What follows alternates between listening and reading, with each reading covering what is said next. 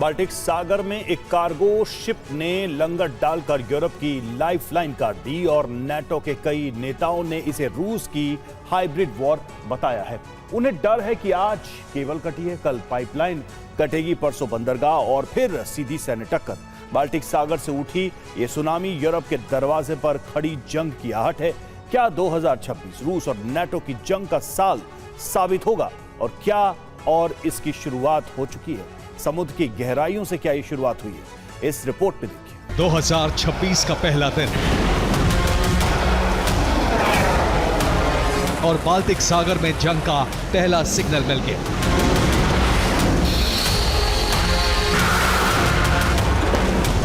रूस और नेटो के बीच छिड़ा छद्म युद्ध अब समुद्र की गहराइयों तक उतर चुका है।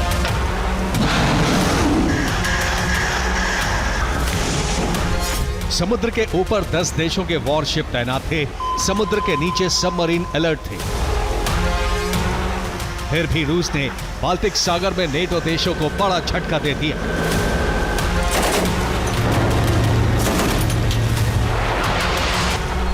रूस की शैडो फ्लीट के कार्गो जहाज ने समुद्र की गहराई में नेटो देशों की 64 किलोमीटर लंबी वो 5 कम्युनिकेशन केबल काट दी, जिनसे इंटरनेट कनेक्टिविटी और डेटा ट्रांसमिशन होता था।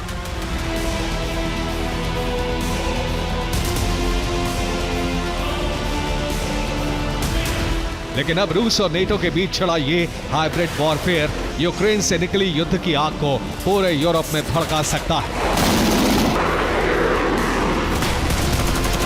फिनलैंड की खाड़ी, जिसके किनारे हेलसिंकी, तल्लिन और सेंट पीटर्सबर्ग जैसे बड़े शहर हैं,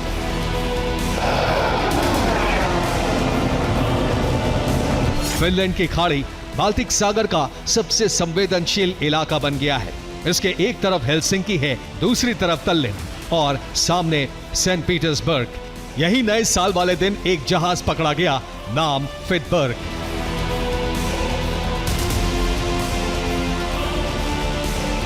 यह कोई साधारण कार्गो शिप नहीं है, यह रूस की शैडो फ्लीट का हिस्सा है, यानी एक ऐसा जहाज जो बिना गोली चलाए जंग लड़ता है।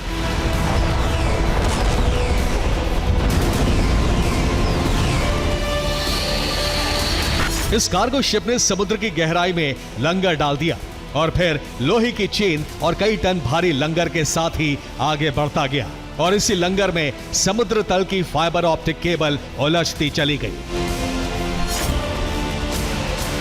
एक या दो नहीं, एस्टोनिया की कम से कम 5 सबमरीन केबल टूट गईं और हेलसिंकी से तल्लिन तक की डिजिटल लाइफलाइन हिल गई।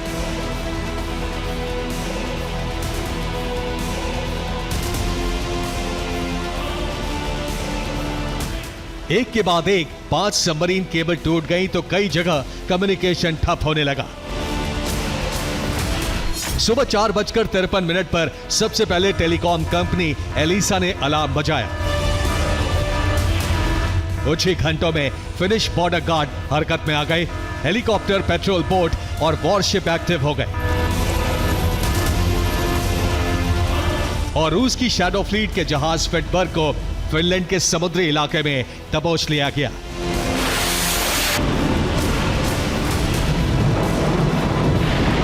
न कोई धमाका हुआ, न कोई अंडर वाटर नेवल ऑपरेशन चला, पर नेटो का संचार टूट गया।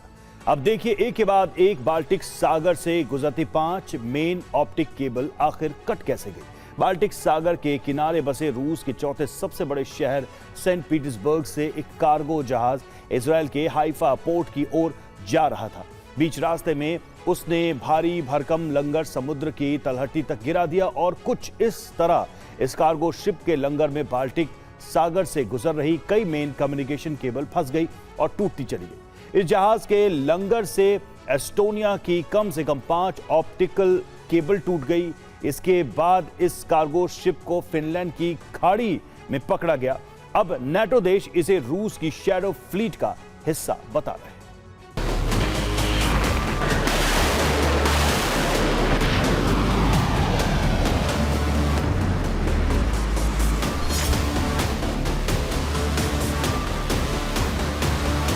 फिनलैंड के राष्ट्रपति अलेक्जेंडर स्टब ने दावा किया है कि यह रूसी जहाज था और यह रूस के हाइब्रिड वॉरफेयर का हिस्सा है।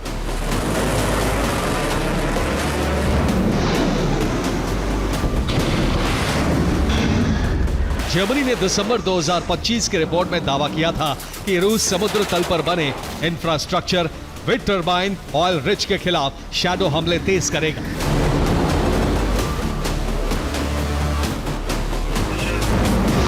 ये साल की शुरुआत में ही दिखने लगा है।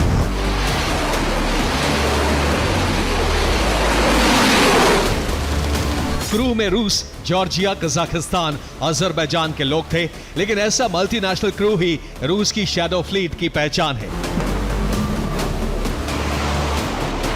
यह पुतिन का वो हाइब्रिड वॉर है जहां मिसाइल नहीं दागी जाती,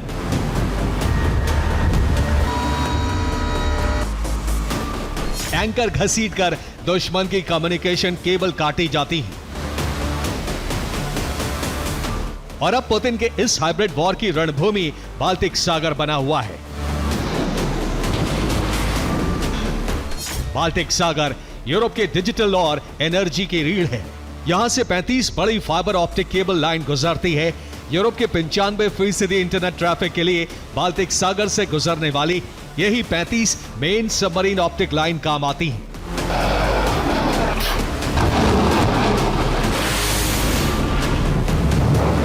इसके अलावा पावर लाइन, तेल और गैस पाइपलाइन अगर ये टूटे तो इंटरनेट ठप, बिजली ठप, मार्केट ठप और नेटो देश बेबस। पुतिन यही चाहते हैं, लेकिन नेटो देश खुद को बेबस और कमजोर दिखाना नहीं चाहते।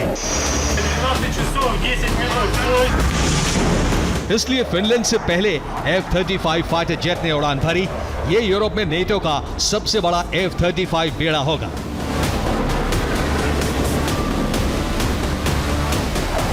जो पुतिन के हाइब्रिड वॉर से यूरोप के देशों को बचाएगा।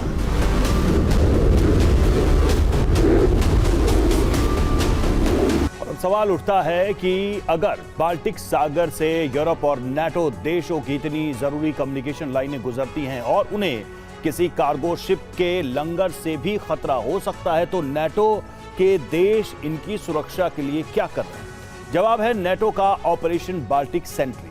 बाल्टिक से गुजरने वाली 35 से ज्यादा मेन सबमरीन केबल की सुरक्षा के लिए नाटो के 10 देशों ने एक फ्लीट बनाई है। इस फ्लीट में Finland, Sweden, Germany, Denmark, Poland, Latvia, Lithuania, Netherlands, France और एस्टोनिया के साथ अमेरिका के भी नेवल शिप और सबमरीन शामिल हैं। 20 से ज्यादा युद्धपोत और कम से कम 8 पनडुब्बियां हर वक्त बाल्टिक सागर में तैनात रहती हैं, जिससे यूरोप की लाइफ लाइन की सुरक्षा की जा सके। इसके अलावा 5 से ज्यादा समुद्री सर्विलांस एयरक्राफ्ट 24 घंटे बाल्टिक सागर के ऊपर उड़ान भरते हैं। नाटो का ऑपरेशन बाल्टिक सेंट्री में अत्याधुनिक AI निगरानी प्रणाली का भी इस्तेमाल किया जाता है। इस केबल पर हमले के बाद जर्मन चांसलर मर्ज ने अपने न्यू ईयर संबोधन में कहा है कि अब रूस सिर्फ यूक्रेन के लिए ही नहीं, पूरे यूरोप के लिए सबसे बड़ा खतरा बन गया है। यानी जर्मन चांसलर को भी ये साल रूस और नेटो की जंग का साल लग रहा है। वो भी तब जब ट्रंप यूरोप से दूरी बना रहे। ट्रंप के बारे में खबर सामने आई है कि इसी साल 9 मई की विक्ट्री परेड के बाद ट्रंप ने रूस को अजेय कहा था और उस पर प्रतिबंध लगाने से हिचक रहे थे।